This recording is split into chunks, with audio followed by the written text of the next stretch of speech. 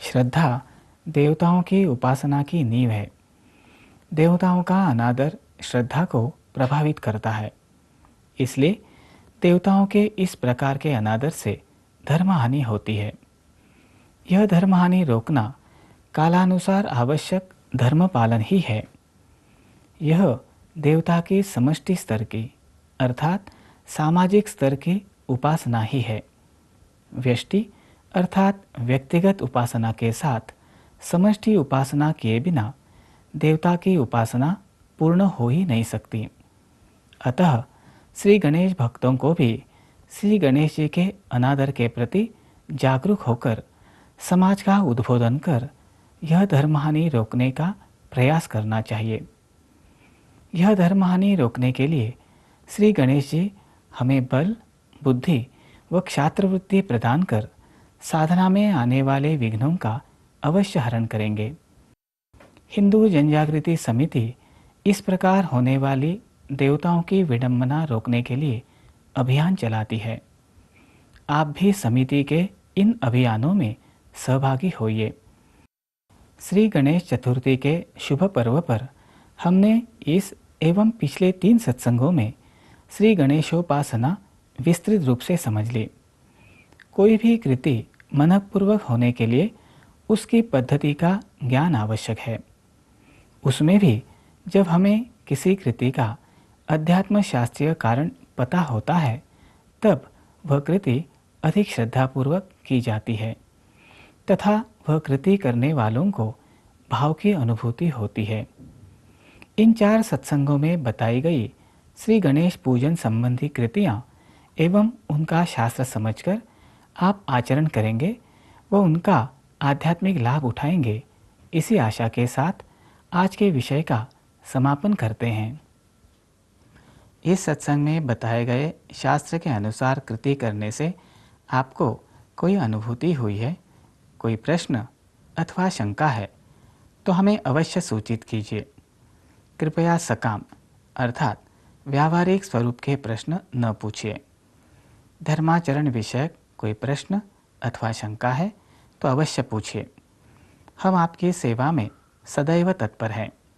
आइए अब समझ लेते हैं श्री गणेश जी को विशेष रूप से चढ़ाया जाने वाला पत्र दुर्वा के बारे में।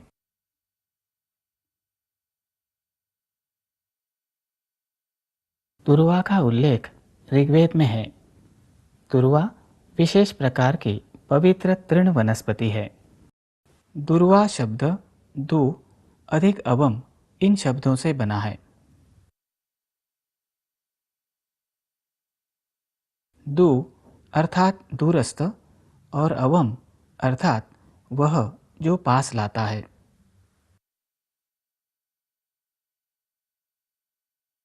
दुर्वा इस शब्द का अर्थ ही है दूर की वस्तु को समीप लाने वाली। इस अर्थ के अनुसार दुर्वा वह है जो श्री गणेश जी के दूर के पवित्रकों को अर्थात पवित्र कणों को समीप लाती है। दुर्वा का उपयोग शुभ कार्य में एवं देवता पूजन में विशेषकर श्री गणेश जी के पूजन में किया जाता है। आइए अब हम दुर्वा के सूक्ष्म स्तरीय परिणाम समझ लेते हैं एक सूक्ष्म चित्र द्वारा। यह सूक्ष्म चित्र हिंदू जनजागृति समिति की सूक्ष्म चित्रकार साधिका कुमारी प्रियंका लोटलीकर जी ने बनाया है। दुर्वा के पत्तियों के मूल में ईश्वरीय तत्व एवं शक्ति का प्रवाह आकृष्ट होता है। दुर्वा की जड़ एवं पत्तियों के सिरों में ईश्वरीय तत्व, शक्ति एवं चैतन्य के वलय निर्माण होते हैं और कार्यरत स्वरूप में घूमते रहते हैं। दुर्वा के सिरों द्वारा प्राण शक्ति के कण वातावरण में संचारित होते हैं। दुर्वा के पत्तियों के संधि स्थान अर्थात नोडल पॉइंट में गणेश तत्वात्मक प्रवाह आकृष्ट होता है। दुर्वा की पत्तियों के संधि स्थान में गणेश तत्वात्मक वलय निर्माण होकर कार्यरत स्वरूप में घूमते रहते हैं। दुर्वा के सिरों द्वारा गणेश तत्वात्मक प्रवाहों का वातावरण में प्रक्षेपण होता है। गणेश तत्वात्मक शक्ति के कणों का भी वातावरण में संचार होता है। इस सूक्ष्म चित्र द्वारा यह स्पष्ट हुआ होगा कि दुर्वा के माध्यम से पूजक को गणेश तत्व के तरंगों का किस प्रकार लाभ होता है। आइए समझ लेते हैं दुर्वा की आध्यात्मिक विशेषताएं। दुर्वा की पहली विशेषता है देवता तत्व को ग्रहण करने की प्रक्रिया इसके मूल से होती है। दुर्वा की दूसरी विशेषता है कि दुर्वा में गणेश तत्व आकृष्ट करने की क्षमता सर्वाधिक होती है।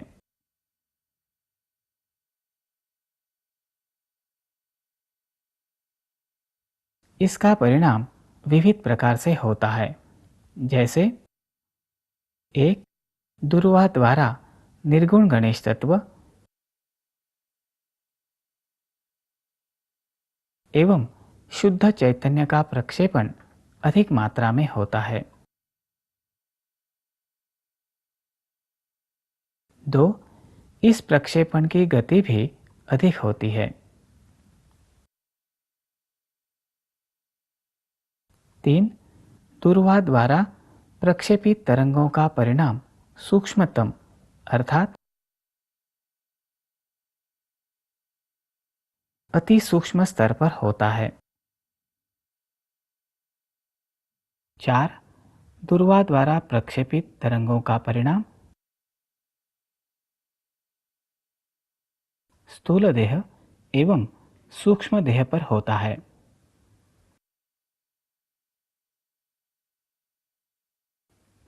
इसीलिए श्री गणेश जी को दुर्वा चढ़ाते हैं। दुर्वा में आदिशिव, आदिशक्ति व आदि गणेश इन तीनों तत्वों को आकृष्ट एवं प्रक्षेपित करने की तथा निरंतर वृद्धिंगत करने की क्षमता अधिक रहती है।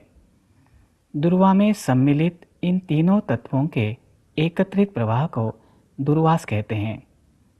देवता की मूर्ति में इस प्रवाह के प्रवेश से प्राण जागृत होना आरंभ होता है। इसी को मूर्ति जागृत होना कहते हैं। अब हम समझ लेते हैं श्री गणेश जी को चढ़ाने हेतु दुर्वा कैसी एवं कितनी होनी चाहिए।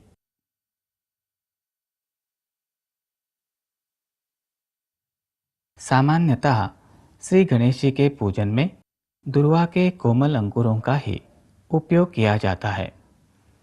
इन पर गिरी ओस अर्थात ड्यू की बूंदों में गणेश तत्व ग्रहण करने की अत्यधिक क्षमता होती है, जिसका पूजक को लाभ मिलता है।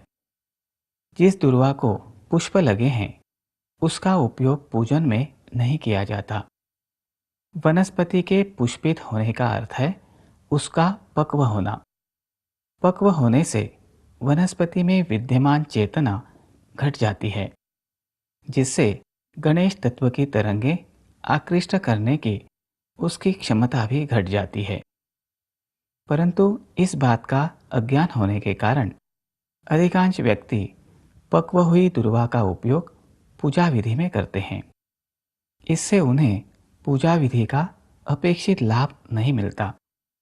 इसलिए दुर्वा का चयन अर्थात सिलेक्शन किस प्रकार करना चाहिए यह भी समझना अत्यावश्यक बनता है।